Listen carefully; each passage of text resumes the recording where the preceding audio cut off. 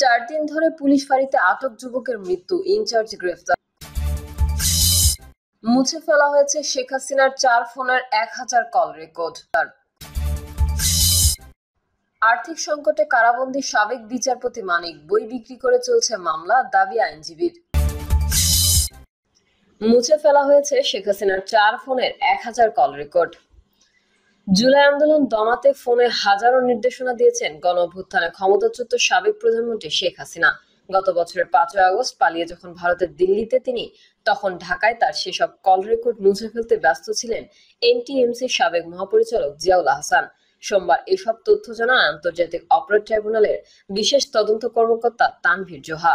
তিনি জানান, লোক পাঠিয়ে সেদিন সন্ধ্যায় এনটিএমসি সার্ভার থেকে মুছে দেওয়া হয় শেখ হাসিনার 4টি নম্বরের মালিকানায় তথ্য সহ প্রায় 1000 কল রেকর্ড। তবে তা উদ্ধারের চেষ্টা চলছে। তানভীর জোহা আরো জানান, একই সঙ্গে মুছে ফেলা হয় সাবেক আইজিপি চৌধুরী আব্দুল্লাহ মামুন এবং সাবেক এক পরিকল্পনা মন্ত্রীর কল রেকর্ডও। জানা যায়, জুলাই আন্দোলনের সময় মোট 4টি ফোন নম্বরে কথা বলতেন শেখ হাসিনা। যদিও এসব ফোনের মালিকানার তথ্য মুছে ফেলা হয় 5 আগস্ট সন্ধ্যায়। এনটিএমসির তৎকালীন মহাপরিচালক জিয়াউল আহসানের নির্দেশে ওপেন সোর্সের মাধ্যমে নিয়োগ পাওয়া এক ব্যক্তি এই তথ্য মোছার কাজ করেন। এই বিষয়ে বিশেষ তদন্ত কর্মকর্তা তানভীর জোহা বলেন, প্রাথমিকভাবে শনাক্ত 4টি নম্বরই শেখ হাসিনার। এই নম্বরগুলোর মুছে ফেলার ডিজিট এভিডেন্স উদ্ধারের কাজ চলছে। শেখ হাসিনার সব কল রেকর্ড উদ্ধার হওয়া জরুরি, বললেন মোস্তফা ফিরোজ। শেখ হাসিনার 4 ফোনের 1000 কল রেকর্ড 5 আগস্ট সন্ধ্যায় মুছে ফেলা হয়েছে বলে জানিয়েছেন আন্তর্জাতিক অপরাধ ট্রাইব্যুনালের বিশেষ তদন্ত কর্মকর্তা তানভীর জোহা। আজ সোমবার ট্রাইব্যুনালকে এই তথ্য জানান তিনি। এদিকে শেখ হাসিনার 4 ফোনের মুছে ফেলা সব কল রেকর্ড উদ্ধার করা জরুরি বলে মন্তব্য করেছেন সিনিয়র সাংবাদিক মোস্তফা ফিরোজ। সোমবার নিজের ফেসবুক পেজে দেওয়া এক বিশ্লেষণে তিনি সংবাদ মাধ্যমের বরাত দিয়ে তিনি বলেন, এনটিএমসির সার্ভার থেকে এসব কল রেকর্ড মুছে ফেলার নির্দেশ দেন প্রতিষ্ঠানটির সাবেক মহাপরিচালক জিয়াউল আহসান। মোস্তফা ফিরোজ বলেন, এনটিএমসির কার্যালয় থেকে গুরুত্বপূর্ণ ব্যক্তিদের ফোন কল মনিটর করা হতো এবং গোয়েন্দা নজরদারি চালানো হতো। সেই কারণে জিয়াউল আহসানকে মূল ক্রিমিনাল বলা হয়। তিনি শেখ হাসিনার অন্যতম সহযোগী। তিনি বলেন, আজ সোমবার শেখ হাসিনার 4টি ফোনের 1000 কল রেকর্ড মুছে ফেলার তথ্য জানান আন্তর্জাতিক অপরাধ ট্রাইব্যুনালের বিশেষ তদন্ত কর্মকর্তা তানভীর জোহা। তিনি জানিয়েছেন, এসব কল রেকর্ড উদ্ধারের চেষ্টা চলছে। তবে এইসব কল রেকর্ডের কতগুলো উদ্ধার হবে জানি না। তবে শেখ হাসিনার সব কল রেকর্ড উদ্ধার হলে তিনি কখন কাকে কি নির্দেশ দিয়েছিলেন তা জানা যেত। তিনি আরো বলেন, ইতোমধ্যে কিছু রেকর্ড প্রকাশ হয়েছে, সেখানে তিনি গুলির নির্দেশ দিয়েছেন বলে শোনা যাচ্ছে। ইনু ও তাপসের সঙ্গে ফোনালাপে তাকে ধ্বংসাত্মক নির্দেশনা দিতে শোনা গেছে। এমনকি হেলিকপ্টার থেকে বোমিং করারও তিনি নির্দেশ দিয়েছেন। সব রকমের লঙ্কাকাণ্ডের নির্দেশ তিনি দিয়েছেন। মোস্তফা ফিরোজ বলেন, শেখ হাসিনার পক্ষে এগুলো সম্ভব, কারণ এভাবেই তিনি 15 বছর নিষ্ঠুরতা দেখিয়েছেন। যুদ্ধাপরাধের বিচারের নামে জামায়াতের নেতাদের একে একে ফাঁসির কাষ্ঠে ঝুলিয়েছেন, মানে হত্যাকাণ্ড ঘটিয়েছেন। এসব গুম খুন হয়েছে, সেগুলো শেখ হাসিনা ও তারেক সিদ্দিক জানতেন। তারা বিভিন্ন সময় বিভিন্ন সংস্থাকে এসব কাজের নির্দেশ দিয়েছেন। তিনি বলেন, জিয়াউল আহসান যেসব কল রেকর্ড মুছে ফেলেছেন সেগুলো উদ্ধার করা খুব জরুরি, কারণ তিনি জানতেন এসব কল রেকর্ড খুবই গুরুত্বপূর্ণ প্রমাণ দেবে। সেই কারণে শেখ হাসিনা পালানোর কয়েক ঘন্টার মধ্যেই তিনি এসব মুছে ফেলেন। প্রযুক্তির সহায়তায় সেগুলো উদ্ধার করা গেলে আরো তথ্য জানা যাবে। তিনি আরো বলেন, ইতোমধ্যে প্রকাশিত কল রেকর্ডগুলো থেকে এটা প্রমাণিত হয়, জুলাই আগস্টে যত ম্যাসাকার তার সব নির্দেশ শেখ হাসিনাই দিয়েছেন। এসব কল রেকর্ড যথেষ্ট শেখ হাসিনার বিচারের জন্য। বিএনপি সব ধর্মকে সমান চোখে দেখে, বললেন অ্যানি। বিএনপির যুগ্ম মহাসচিব শহীদউদ্দিন চৌধুরী অ্যানি বলেছেন, বিএনপি সব ধর্মকে সমান চোখে দেখে। যার ধর্ম সে পালন করবে, সব ধর্মের প্রতি আমাদের সমান সম্মান থাকবে, এটিই বিএনপি চায়। কাউকে সম্মান করলে কেউ ছোট হয়ে যায় না। অ্যানি বলেন, দুর্গাপূজা হলো সম্প্রীতি ও ঐক্যের উৎসব। আমরা যেমন আমাদের উৎসব পালন করি, ঠিক তেমনি মারমা, চাকমা, বৌদ্ধ, খ্রিস্টান সহ অন্যান্য ধর্মাবলম্বীরাও একইভাবে উৎসব পালন করে। প্রিয় দর্শক, এই ছিল এখনকার সর্বশেষ সংবাদ। আপডেট ও সংবাদ পেতে চ্যানেলটি সাবস্ক্রাইব করে বেল আইকনটি ক্লিক করুন। কমেন্টে আপনার মতামত জানিয়ে আমাদের সাথেই থাকুন। ধন্যবাদ সবাইকে। আল্লাহ হাফেজ। এবং সর্বশেষ জানাবো, বিএনপি সব ধর্মকে সমান চোখে দেখে, বললেন অ্যানি। এতক্ষণ শুনছিলেন সংবাদ শিরোনাম, এবারে বিস্তারিত।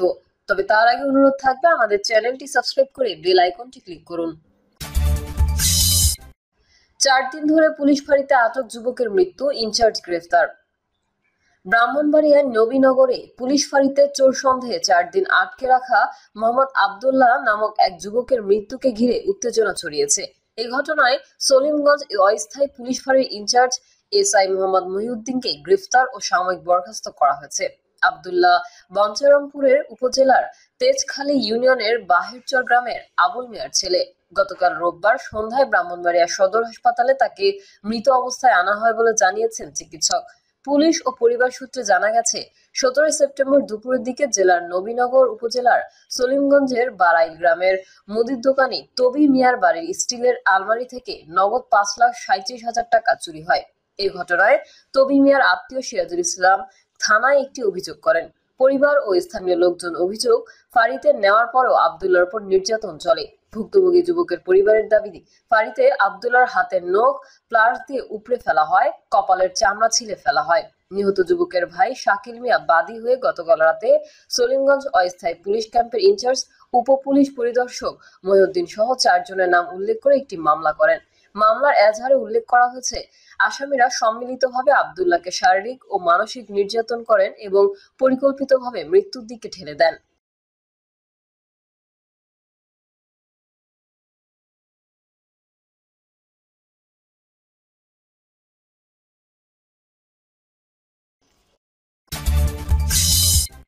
আর্থিক সংকটে কারাবন্দী সাবেক বিচারপতি মানিক বই বিক্রি করে চলছে মামলা, দাবি আইনজীবীর।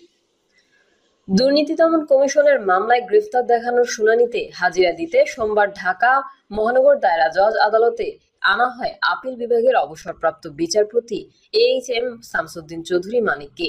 1 বছরেরও বেশি সময় ধরে কারাবন্দী সাবেক বিচারপতি এখন অর্থকষ্টে দিন কাটাচ্ছেন।